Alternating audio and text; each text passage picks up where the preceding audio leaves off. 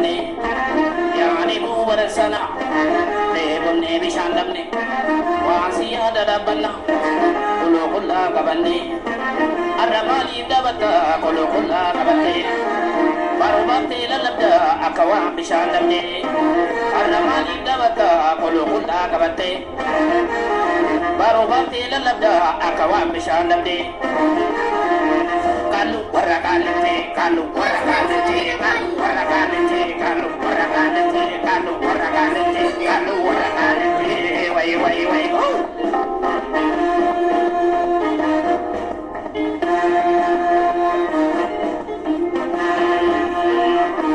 Biya Afrika na Kenya borisa no hiyo tani tani soresa Biya na Kenya borisa no hiyo tani tani soresa Biya Afrika biya ko biya umambadate biya kenda digo jare wali na yate wari no nya chuware Diliana bigesa Ari kalesa miti Bayan si berkodesa Afrika biya ko biya umambadate Ethiopia biya ko biya umambadate biya kenda digo jare wali na yate wari no nya chuware Diliana bigesa Ari kalesa miti Bayan si berkodesa Bayan si berkodesa way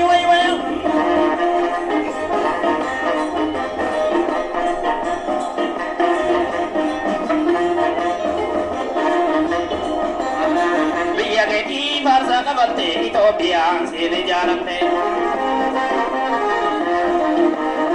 Biya geti barza kabalte Ethiopia se de jaramte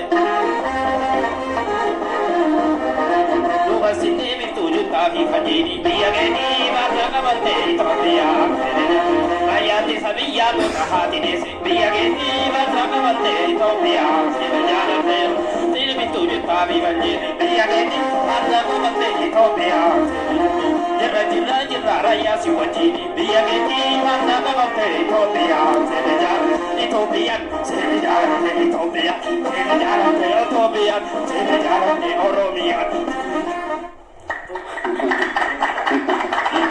Hayya kabajamtoota hordoftoota keenya qabiyyee biyya bakkaatti kan daawwachaa jirtanii egaa irra jireessaan guyyaa har'aa qabiyyeen keenya kan irratti xiyyeeffatu weelluuwwan hojii artii raayyaa ittisa biyyaa jajjabeessuudhaaf hojjetaman irratti xiyyeeffachuudhaan qabiyyee keenya guutusaa tokko lama jennee simbaan ga'aatii kan jiru jechuudha. Egaa sirbaa taphachaa bashannanaa ergaawwan garaagaraa barbaachisoo ta'anis dabarsaa daawwattoota keenya keessummoota bakka kanattis argaman faana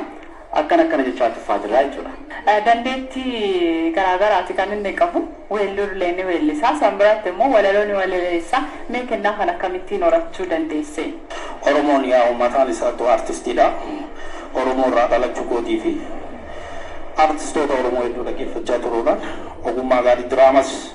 isin birattis reediyoo irratti hojjechaa turre 2003 irraa kaasee akkasuma muuziqaas jalqabni kun itti jirraacha hojii artiitiin namoonni jiran dargaggoota kanneen immoo fakkatti qabatanii jiran kunneen maal gochuu qabu ergaawwan akkamii dabarsuu qabu haala kamii biyyi tokkummaa ishee tufuu qaba gaheen artii kana keessatti maal fakkaata akkamitti ibsitaati? Artiin waan hundaayyuu oli artiin yoo irratti hojjetame ilaalcha namaa jijjiiruu danda'a biyya diiguu danda'a biyya ijaaruu danda'a jechaadha artiin kanaaf artiin nullee gahee nurraa eeggamu kan gahee nurraa eeggamu biyya teenya gumaachuu qabna jennee haala kanaan itti deemaa jirra jechaadha. Gaariidha. Jabaadhu siin jenna fuuldurattis hojjelee babbareedoo sirraa eegna. Egaa dandeettii aartii garaagaraati kan qabdu heddumeedha jechuun ni danda'amu. Jabaadhu siin jenna. Tole egaa daawwattoota keenya